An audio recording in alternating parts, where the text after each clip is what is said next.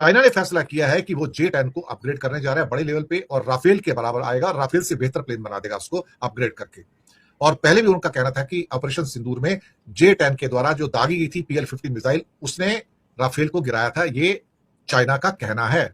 और अब fifth generation jet के साथ पाकिस्तान भारत के लिए और भी बड़ी सिरदर्दी बन जाएगा। और जो रफाल हमारे पास है भी, उसका सोर्स कोड फ्रांस हमें देने से मना कर रहा है।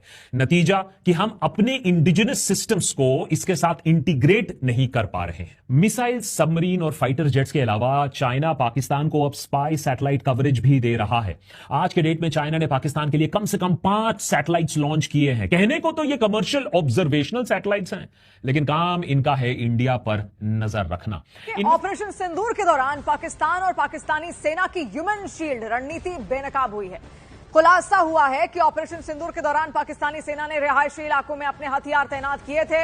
इनमें बड़े हथियार और ड्रोन सिस्टम दोनों शामिल हैं। अपने मीडिया भी नहीं पूछ रही। जब पाकिस्तान के प्रधानमंत्री ने अपनी वहाँ की गैस और वो बढ़ाए थे तो मीडिया कह रही देखिए वहाँ पर कितना अकाल पड़ गया है। लेकिन जब देश के अंदर इस तरह की चीजें, तो मीडिया भी जवाब दे नहीं रही। अरे मीडिया क्या, ये तो गद्दार मीडिया है, देशद्रोही मीडिया है, मैं कहूँगा आतंकवादी मीडिया है, जो आतंक फैलाते हैं, गलत नैरेटिव चलाते हैं, देश को डराते हैं। तो ये मीडिया नहीं, मीडिया के तो सारे लेसन रद्द होना चाहिए थे अब तक के। देशवासियों को देशभक्ति दिखाने का टाइम आ गया है। हाँ, ये अब तक क्या कौन सा टाइम था? भी देश के साथ गद्दारी का टाइम चल रहा था क्या कि देशभक्ति दिखाने का टाइम है? दैट इज नॉनसेंस, बड़ी सैलो, फ्रॉडुलेंट बयान मैं कहूँगा।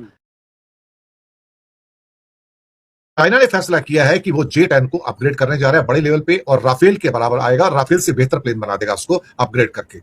और पहले भी उनका कहना था कि ऑपरेशन सिंदूर में J-10 के द्वारा जो दागी गई थी PL-50 मिसाइल, उसने राफेल को गिराया था। ये चाइना का कहना है। अब सवाल ये पैदा होता है कि अब 1 साल हुआ है तो इसमें बहुत सारे अब इंटरव्यूज भी आ रहे हैं और उनका कहना भी था कि हाँ, हमने J-10 की जितनी एयरक्राफ्ट है उसकी मैन्यूवरिंग को हमने अपने सैटेलाइट लिंक से, बाकी चीजों से हमने उसको सपोर्ट किया। जी हाँ, तो ये बात चाइना ने पहली बार मानी कि हाँ, PL-15 की मिसाइल का इस्तेमाल करके भारत के राफेल के विमानों को और अन्य विमानों को गिराया गया। इसमें कोई शक वाली बात। टोटल कितने गिरे हैं, कौन कौन से गिरे हैं? 5 की बात होती है अक्सर, अब पता नहीं है एग्जैक्टली कितने नंबर हैं, उनमें से कौन कौन से कितने हैं। हाँ, राफेल भी गिरे हैं, ये भी पता है। राफेल भी गिरा है, MiG-29 भी गिरा है, सुखोई भी गिरा है। अब उनमें से कितने नंबर किसके हैं, ये हमारे पास तो इन्फॉर्मेशन कोई है नहीं भाई। वो आर्मी को जो पता होगा या एयरफोर्स को पता होगा या प्रधानमंत्री के ऑफिस को पता होगा। अब यूरेशियन टाइम्स में एक नया दावा आया कि J-10 के कॉम्बैट सिस्टम के अंदर एक वहां पर नया अपग्रेड किया गया है, नेक्स्ट जनरेशन का बना दिया गया है और अब ये ऑपरेशनल कैपेबिलिटी वाला एक बड़ा प्लेटफॉर्म बन गया है और ये हवा से जमीन और हवा से समुद्र में सब किस्म के ऑपरेशंस में ये भाग ले सकता है। यानी कि ऑपरेशन के अंदर कई किस्म के नए हथियार भी इसके साथ जो है वो अटैच कर दिए गए हैं। आज के इसके अलावा ट्रंप इस्लामाबाद में रुक सकते हैं कुछ घंटों के लिए, जबकि वो जा रहे हैं बीजिंग के अंदर। इससे पहले वो पहले इस्लामाबाद में कुछ घंटे रुकेंगे और वहां पर रुककर फिर वो आगे वहां से बीजिंग की फ्लाइट लेकर निकल जाएंगे। यानी कि अपनी फ्लाइट ही है उनकी, लेकिन उनका कुछ स्टॉप ओवर हो सकता है कुछ घंटे का। अब कितना ये नहीं पता है, अभी तक ये बात कंफर्म नहीं हुई है। और एक टीवी चैनल पर ये ख्वाजा डोनाल्ड ट्रंप कुछ घंटे के लिए इस्लामाबाद में रुक सकते हैं और उसके बाद ये बीजिंग की यात्रा पर आगे निकलेंगे। ये भी बताया जा रहा है कि वो नूर खान एयरबेस पर उनकी लैंडिंग होगी और ट्रंप के पाकिस्तान में रुकने की उम्मीद भी है। हो सकता है कि वो पाकिस्तान आर्मी चीफ और शहबाज शरीफ की तारीफ तो करते रहते हैं, मीडिएशन के तौर पर भी देखा जाता है। और ये अगर ऐसा होता है तो ये अपने आप पे पाकिस्तान के लिए एक और डिप्लोमेटिक विक्ट्री हो गया कम से कम।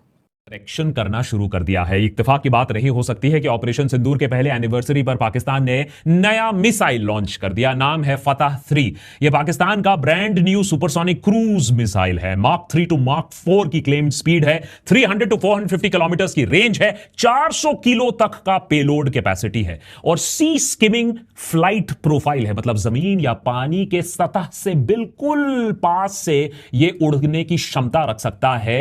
इतने नीचे से जब वो उड़ता है तो एयर डिफेंस रेडार के नाक के नीचे से यह निकल जाता है, इसे पकड़ा नहीं जा सकता है। फतह 3 को पाकिस्तान का ब्रह्मोस भी कहा जा रहा है, लेकिन दरअसल में यह चाइना का HD-1 सुपरसोनिक क्रूज मिसाइल का पाकिस्तानी वर्जन है और मिसाइल्स तो पाकिस्तान को मिल रहे चाइनीज सपोर्ट का बस एक हिस्सा है। कुछ ही दिन पहले 30 अप्रैल को चाइना के सैन्या नेवल पोर्ट पर पाकिस्तानी प्रेसिडेंट आसिफ अली जरदारी की मौजूदगी में पाकिस्तान नेवी का पहला Hangor class submarine submarine PNS Hangor officially commission होता है। यह सबमरीन चाइना का युआन क्लास डिजाइन पर बेस्ड है। रिपोर्ट्स की माने तो यह सबमरीन एयर इंडिपेंडेंट प्रोपल्शन के साथ आता है, जो इसे स्टैंडर्ड डीजल इलेक्ट्रिक सबमरीन के कंपैरिजन में ज्यादा देर तक पानी के नीचे रहने में मदद करता है।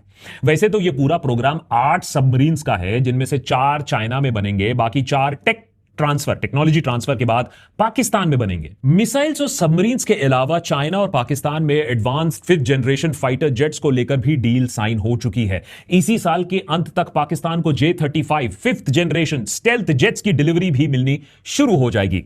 अगर ऐसा होता है तो यह पाकिस्तान को भारत के ऊपर एक क्लियर एज दे देगा, क्योंकि हमारे पास अभी तक एट बेस्ट 4.5 जनरेशन एयरक्राफ्ट भी है, और अब 5th जनरेशन जेट के साथ पाकिस्तान भारत के लिए और भी बड़ी सिरदर्दी बन जाएगा। और जो रफाल हमारे पास है भी, उसका सोर्स कोड फ्रांस हमें देने से मना कर रहा है। नतीजा कि हम अपने इंडिजिनस सिस्टम्स को इसके साथ इंटीग्रेट नहीं कर पा रहे हैं। मिसाइल, सबमरीन और फाइटर जेट्स के अलावा चाइना पाकिस्तान को अब स्पाई सैटेलाइट कवरेज भी दे रहा है। आज के डेट में चाइना ने पाकिस्तान के लिए कम से कम 5 सैटेलाइट्स लॉन्च किए हैं। कहने को तो ये कमर्शियल ऑब्जर्वेशनल सैटेलाइट्स हैं, लेकिन काम इनका है इंडिया पर नजर रखना। इनमें से लेटेस्ट है PRSC-EO3 सैटेलाइट, पिछले महीने ही लॉन्च हुआ था। यह कहने को तो एक ऑप्टिकल इमेजिंग सैटेलाइट है, लेकिन एक्सपर्ट्स का मानना है कि इसका जो नॉर्मल ऑप्टिकल सैटेलाइट्स की तरह 100 डिग्री का इंक्लिनेशन होता है, इसका 38 डिग्री इंक्लिनेशन है। इसके ऑर्बिटल पैटर्न को देखकर यह समझ में आता है कि इसका मकसद भारत पर नजर रखना है, खास तौर पर कश्मीर, पंजाब, राजस्थान के बॉर्डर रीजन्स पर नजर रखना है। पिछले साल जुलाई में लॉन्च हुआ था PRSC-S1।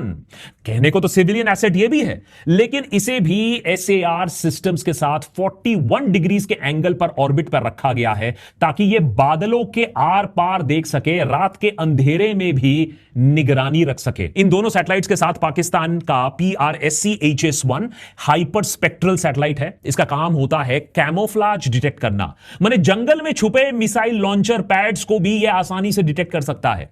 एनालिस्ट का मानना है कि ये तीनों सैटेलाइट्स कॉम्प्लीमेंट्री है, यानी मिलकर ये एक मल्टी मोडल ISR कॉन्स्टलेशन बना सकते हैं, यानी space based intelligence, surveillance, reconnaissance system, जिससे पाकिस्तान हम पर 24/7 नजर रख सकता है।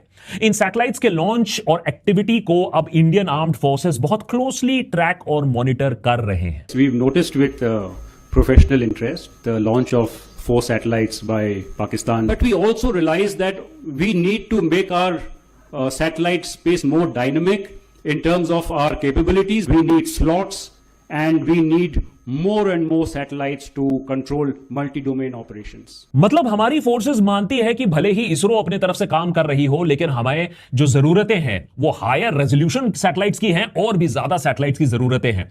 हमारे पास सैटेलाइट्स को मार गिराने के लिए एंटी सैटेलाइट सिस्टम जरूर हैं, ऐसे रॉकेट जरूर हैं, लेकिन दुश्मन पर नजर रखने के लिए हमारे पास और भी ज्यादा सैटेलाइट्स लॉन्चेस की जरूरत है, स्लॉट्स की जरूरत है, और नंबर ऑफ सैटेलाइट्स की जरूरत है। ऑपरेशन सिंदूर के वक्त इंडिया को एनिमी पोजीशंस मॉनिटर करने के लिए कार्टोसैट सैटेलाइट्स जैसे पुराने सैटेलाइट्स और फॉरेन कमर्शियल सैटेलाइट इमेजरी पर डिपेंड करना पड़ा था। अब कार्टोसैट सैटेलाइट्स 2005 के जमाने की हैं, जो कि आज भी यूजफुल तो हैं, लेकिन रिपोर्ट्स मंगवाने में, इमेजरी प्रोसेस करने में बहुत ज्यादा टाइम लग रहा था। वॉर टाइम सिचुएशन में यह एक प्रॉब्लम बन सकती है। इसीलिए observe, Orient, decide and act या उड़ा लूप पूरा करने के लिए भारत को 52 सैटेलाइट्स का एक कॉन्स्टलेशन लॉन्च करना पड़ेगा जल्द से जल्द, जिससे हमारा स्पेस बेस्ड सर्वेलेंस स्ट्रांग हो पाए। लेकिन यह प्रोग्राम 2029 तक ही ऑपरेशनल हो पाएगा। यह अपग्रेड अगर भारत ने कर भी दिया, टाइम से कर दिया, फास्ट ट्रैक करके कर दिया, तो गेम चेंजर तो साबित होगा, लेकिन तब भी हम चाइना से, अपने मेन एडवर्सरी से बहुत पीछे रहेंगे। 2013 में सोचिए, चाइना के पास सिर्फ 100 सैटेलाइट्स थे, फिलहाल उनके पास करीबन 2000 सैटेलाइट्स हैं। आज भी फाइटर्स के लिए हम दर दर भटक रहे हैं। पाकिस्तान के पास अब 5th जनरेशन फाइटर होने वाले हैं, हमारे पास अभी बस जुमले ही हैं। ड्रोन्स की अगर हम बात करें तो $3 बिलियन देकर 30 रीपर्स मंगवाए तो गए हैं अमेरिका से, लेकिन इनकी क्षमता पर भी कई सवाल उठ चुके हैं, और स्पाई सैटेलाइट्स के बारे में हमने अभी आपको बताया। तो फिर सिंदूर के 1 साल बाद यह जंग जीत कौन रहा है? आर्म्स रेस में आगे कौन है, इंडिया या पाकिस्तान? या कोई और? अगर यूएस ईरान वॉर से हमने कुछ सीखा तो यह है कि सिर्फ असला इकट्ठा करने से जंग जीती नहीं जाती है। आज दुनिया का सबसे शक्तिशाली देश, सबसे पावरफुल मिलिट्री ईरान के सामने दिन रात आग बबूला हो रहा है, उसे 56 बार वार्निंग दे रहा है, लेकिन ईरान टस से मस नहीं हो रहा है। घायल है लेकिन सरेंडर नहीं कर रहा है। इसीलिए पॉलिटिकल विल और विजडम और टैक्टिकल थिंकिंग की भी जरूरत है। दोस्तों, प्रधानमंत्री मोदी संकटों को खड़ा करने में माहिर है, मगर उनसे निपटने के मामले में उनका रिकॉर्ड बहुत खराब है। नोटबंदी, कोरोना, जीएसटी, गलवान घाटी पर हमले से लेकर ऑपरेशन सिंदूर तक विफलताओं की लंबी फहरिस्त उनसे जुड़ी हुई है। गरीबी, महंगाई, बेरोजगारी और आर्थिक संकटों के मामले में तो वे पूरी तरह से अक्षम, निकम्मे साबित हुए हैं। तो क्या खाड़ी युद्ध से उपजी आर्थिक इमरजेंसी के मामले में भी वे इसी सिलसिले को आगे बढ़ाने जा रहे हैं? जिस तरह से उन्होंने देश से कम खर्ची की अपील की है और फिर रोड शो के लिए निकल गए, उससे क्या यही सिद्ध नहीं होता है? अव्वल तो चुनाव के चक्कर में वे इस महासंकट को नकारते रहे, उसे कम करके बताते रहे, फिर उससे निपटने के लिए जो कदम उठाने थे वे भी नहीं उठाए। चुनाव के नतीजे आने के बाद उन्होंने कदम उठाने शुरू किए।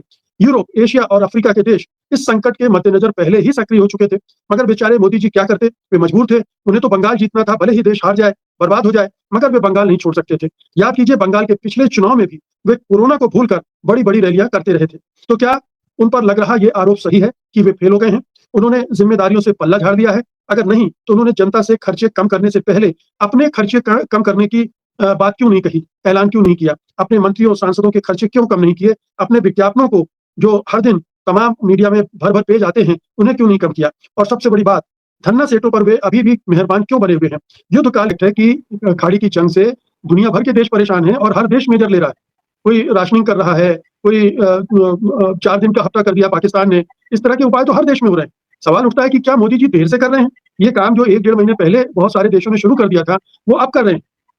जी, सब देशों ने हॉर्मुज बंद होते ही कर दिया था। हॉर्मुज जैसे ही बंद हुआ, एक खलबली मच गई पूरी दुनिया के अंदर। जैसा आपने बताया, मतलब सभी देशों ने उस मेजर्स लिए और राष्ट्र को संबोधित करने आए प्रधानमंत्री वहां के, या जो भी राष्ट्रपति जो भी वहां पे कंसर्न थे, हेड ऑफ स्टेट्स। और हमारे यहाँ मोदी जी कोई मतलब नहीं है। आज एक रैली में संबोधन करके बता रहे हैं कि आपको क्या क्या करना चाहिए। और यहाँ पे विपक्ष ने हल्ला मचाया, यहाँ पे डिमांड की मार्च में 28 फरवरी को ये लड़ाई शुरू हुई। मार्च में विपक्ष ने डिमांड की कि भाई इसमें चर्चा करवाई जाए सदन के अंदर। सदन के अंदर चर्चा होती तो शायद तभी कुछ मेजर्स आप लगाते या कुछ करते। आपने क्या कहा कि विपक्ष फालतू में अफवाह फैला रहा है, अफरा तफरी बचाना चाहता है, अराजकता फैलाना चाहता है। कोई दिक्कत नहीं है, हमारे पास पूरा स्टॉक है। हमारे जो एप्स्टीन फाइल वाले हरदीप पुरी हैं, उन्होंने भी अपना बयान दिया। तो लेकिन अंत में निकला क्या कि जब, क्योंकि आपने ये जो आज कह रहे हैं, अगर ये मार्च में कह देते तो ये चुनाव नहीं हार जाते, 5 चुनाव हार जाते प्रधानमंत्री जी। पाकिस्तान ने चोरी से ईरान के फाइटर जेट को अपने नूर खान एयरबेस पर उतरने की अनुमति दी। इतना ही नहीं, ईरान के इन जेट्स को सुरक्षा भी पाकिस्तान की तरफ से दी गई। इस मामले की जानकारी रखने वाले अमेरिकी अधिकारियों ने इस खुलासे के बाद में हड़कंप मचा हुआ है। इससे पाकिस्तान का डबल फेस गेम पूरी तरह से दुनिया के सामने बेनकाब हुआ है। इस रिपोर्ट में आगे कहा गया कि ईरान ने पड़ोसी अफगानिस्तान